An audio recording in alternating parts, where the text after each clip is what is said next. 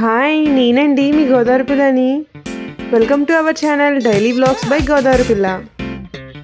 కోడిగుడ్లు పచ్చిరొయ్యల కూర చాలా టేస్టీగా ఉంటుందండి. రైస్లోకి కానీ, రోటీలోకి కానీ, ఫ్రైడ్ రైస్లోకి కానీ చాలా బాగుంటుంది. ప్రాసెస్లోకి అయితే వెళ్ళిపోదాం. నూనెలో కోడిగుడ్లు వేసుకొని బాగా ఫ్రై అయిన తర్వాత కోడిగుడ్లు అయితే తీసేయండి. అదే నూనెలో పచ్చిరొయ్యలు వేయండి. పచ్చిరొయ్యలు అయితే నాకు చాలా ఫేవరెట్ అండి. పచ్చిరొయ్యలు బాగా వేగే లోపల మనం మసాలా పౌడర్ ప్రిపేర్ చేసుకుందాం. మిక్సీ జార్లో అల్లం, 2 లవంగాలు, 2 యాలక్కాయలు, చెక్క వేయండి.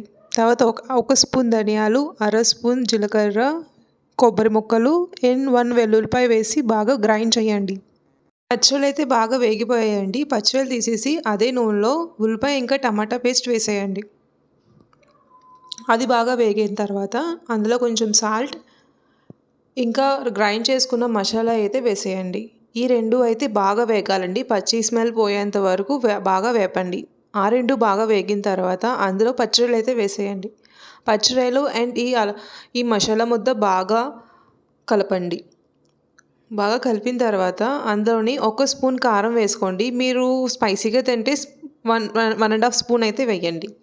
మూత పెట్టేసిన తర్వాత తీసి చూస్తే బాగా వేగిందండి. అందులోని 2 గ్లాసెస్ ఆఫ్ వాటర్ వేసుకోండి. గుడ్లు వేసుకొని మూత పెట్టేసేయండి. మూత తీసి చూస్తే గుమగుమలాడే పచ్చిరొయ్యల కోడిగుడ్ల కర్రీ రెడీ అయ్యిందండి. గ్రేవీ అయితే కొంచెం పలుచగా ఉంది.